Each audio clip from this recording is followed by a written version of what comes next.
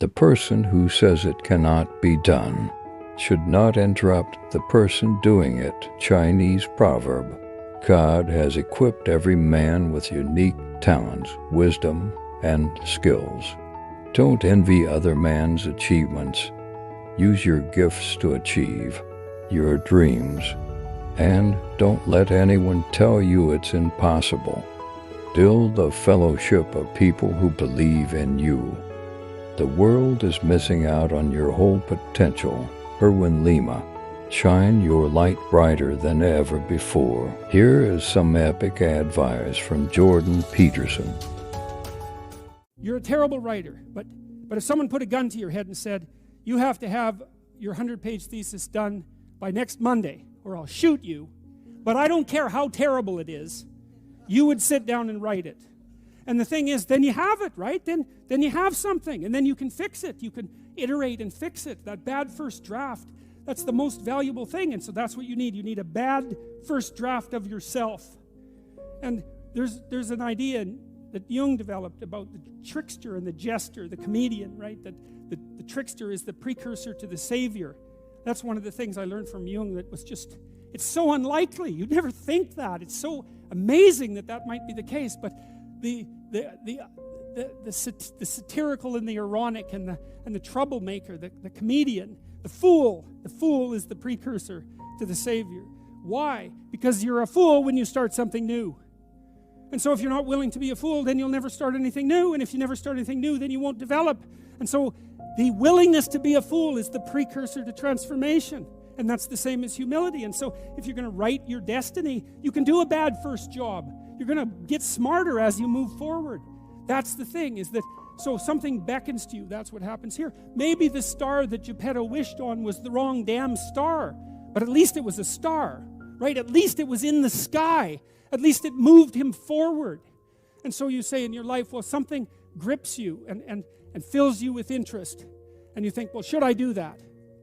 And the answer is, if not that, then something. What if it's a mistake? It's a mistake. Rest assured. What do you know? You're going to stumble around, right? And what's going to happen is this. You're going to not stay in stasis. You're not going to wander around in circles. And I see people like that. They said, well, I never knew what to do, and now I'm 40. It's like, that's not so good. That's not so good. And you might say, well, and there is a literature, too, that suggests that people are a lot more unhappy when they look back on their lives about the things they didn't do than they are about the mistakes they made while they were doing things. And so that's really worth thinking about, too, because there's redemptive mistakes. And a redemptive mistake would be a mistake that you make when you go out and try to do something. You know, you think, okay, I'm going to try to do this. When you're not good at it, you make a bunch of mistakes. It's like, what's the consequence if you pay attention? Is you're not quite so stupid anymore. That's the thing, is you've been informed by the results of your errors. And so what happens is you follow the beacon, you follow the light. And you're blind, so you don't know where the light is. It's dimly apprehended only, and you're afraid to follow it. But you decide to take some stumbling steps towards it.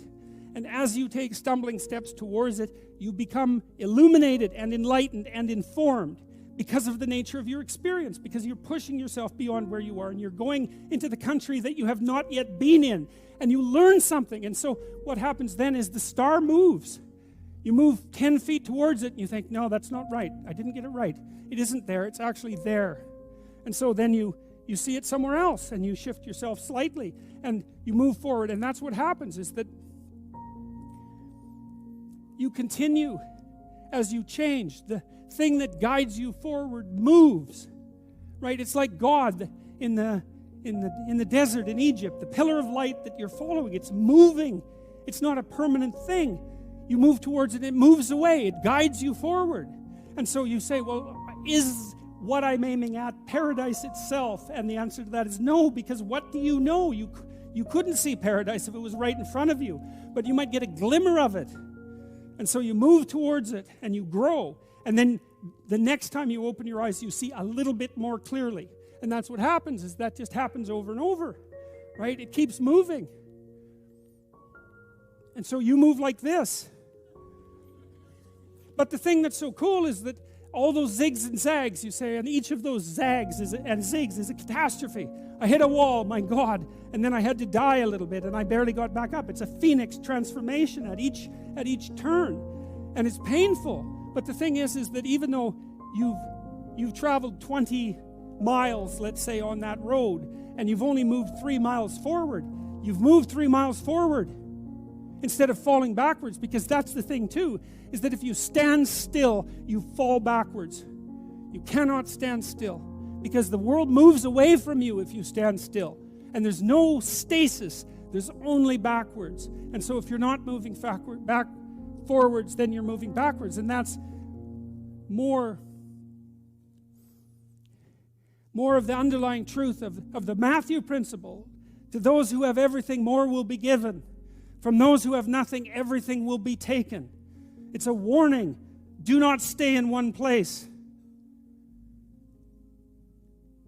Well, as you zig and zag, maybe the cataclysm of each transformation starts to lessen. There's not so much of you that has to die with every mistake. And maybe you end up oriented at least reasonably properly. And if you were sensible, that would have been your trip. But it wasn't, right? It's that. And perhaps it's a lot worse than that. Perhaps there's no shortage of backtracking. But it doesn't matter, because as you stumble forward, you illuminate and inform yourself. And perhaps that's partly because the world is made of information.